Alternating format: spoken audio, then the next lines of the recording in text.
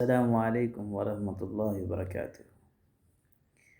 آج ہم انشاءاللہ نماز کے فرائض، نماز کے شرائط بھی کہلاتے ہیں اور نماز کے فرائض، نماز سے پہلے 7 چیزیں ایسی ہیں جن کا بہترین طریقے سے ادا کرنا اور ان کے اوپر عمل کرنا ضروری اس لیے ہے، اگر ان میں سے کوئی چیز ہم جان بوجھ کے نہیں کرتے ہیں اور ہم کہتے ہیں کہ نہیں جی یہ نہیں ہے، تو ہماری نماز قطعاً نہیں ہوگی، ٹھیک ہے۔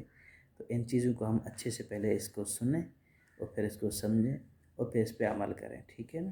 اچھی طرح سے سنیے اور اس پہ پھر جو ہے نا اس کو سمجھیے، پھر عمل کریں، ٹھیک ہے۔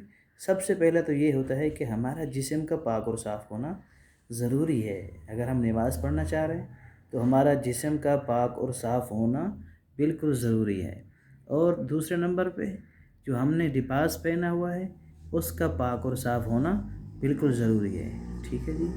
اور تیسرے نمبر پہ، اور جس جگہ ہم نماز پڑھ رہے ہیں اس جس جگہ کے اوپر یا جس چیز کے اوپر پڑھ رہے ہیں یا جس زمین کے اوپر پڑھ رہے ہیں تو اس کا پاک اور صاف ہونا بالکل ضروری ہے، ان چیزوں کا خیال رکھنا ہے بالکل۔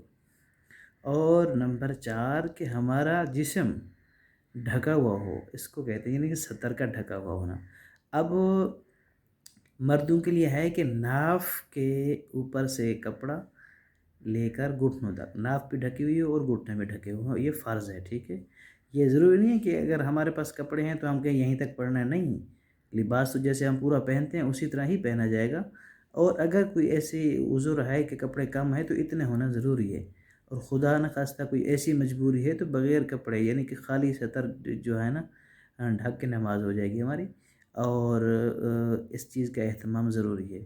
اکثر ایسے ہوتا ہے کہ کپڑے تو ہوتے ہیں، ہم لوگ جو ہے نا گھٹنے نکال کے نماز پڑھ رہے ہوتے ہیں، یہ چیزیں کرنا اچھا نہیں ہے۔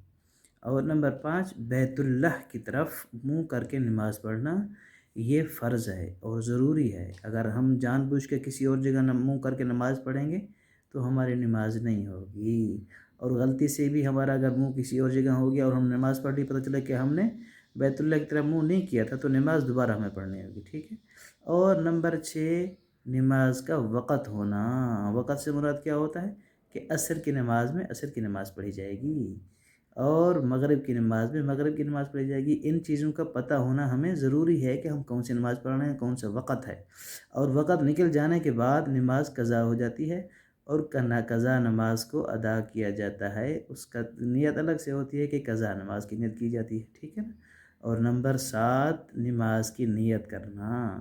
ہمیں پتہ ہو کہ ہم ابھی سنت پڑھ رہے ہیں، ہم فرض پڑھ رہے ہیں، ہم واجب پڑھ رہے ہیں، ہم نفل پڑھ رہے ہیں، کتنے رکعت والی نماز پڑھ رہے ہیں، ہم مغرب کی نماز پڑھ رہے ہیں، عصر کی پڑھ رہے ہیں، اس چیز کا دل کے اندر نیت کر لینا، زبان سے کر لینا، دونوں طرح سے بہتر ہے، اور اس چیز کی تصدیق ہمیں ہونی چاہیے کہ ہم کون سی نماز پڑھنا چاہ رہے ہیں، ٹھیک ہے انشاءاللہ۔